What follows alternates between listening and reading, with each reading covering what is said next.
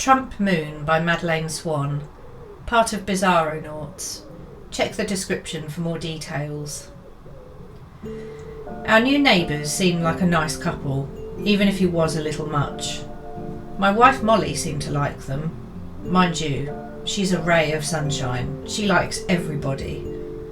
Donald and Melania Trump, they were called, and we met over the garden fence one fine spring morning. He had some job as a manager at his father's factory where my buddies worked. Great guys, he said. I know 'em well. You settled in all right? Oh, sure.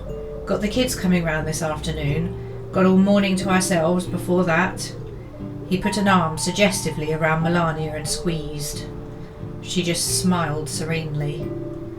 It was a little crude, but Molly and I laughed it off. I invited him to poker with the boys.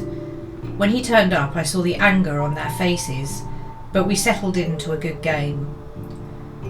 Once everyone but Jeff and I had staggered home, I said, "See, he's all right." "Sure," he said. "Okay," I said, putting down my cards. "What is it?" Jeff thought about his next words. He was all right at first, took over from Lemon Tits last summer. Jokes were a little dicey, but Antonio can laugh at himself. Promised better benefits, we'd get dental, medical, all sorts. We keep asking, when is this going to happen? And he just fobs us off. Says he's got more important stuff to do, but he's on it. It's been nearly a year now. I thought about it all week. I tried not to, but every night I'd remember my friends' angry faces and I knew I had to say something. "Hey Mike," said Don next time we were in the garden. "How's tricks? Playing poker anytime soon?"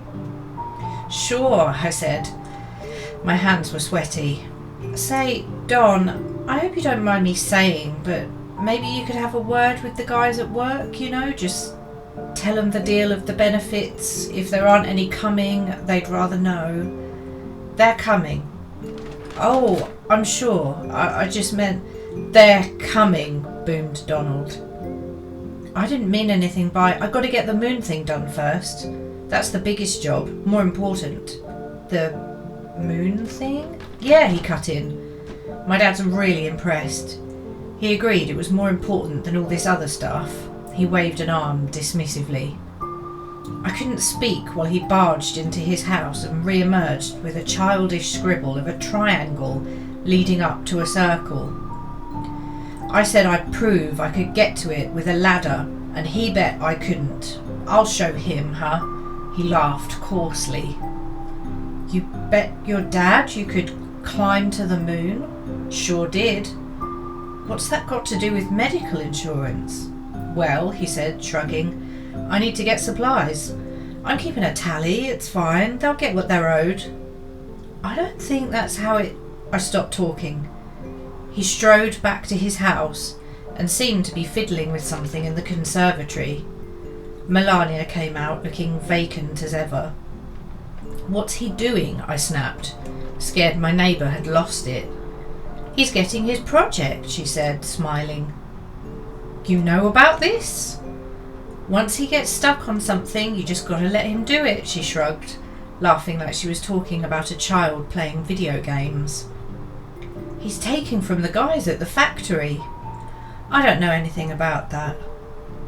Don burst from the conservatory, carrying a shoddy ladder made from wooden planks, taped up pencils, a chair, several TV aerials and a remote. "Get a load of this," he plonked it down.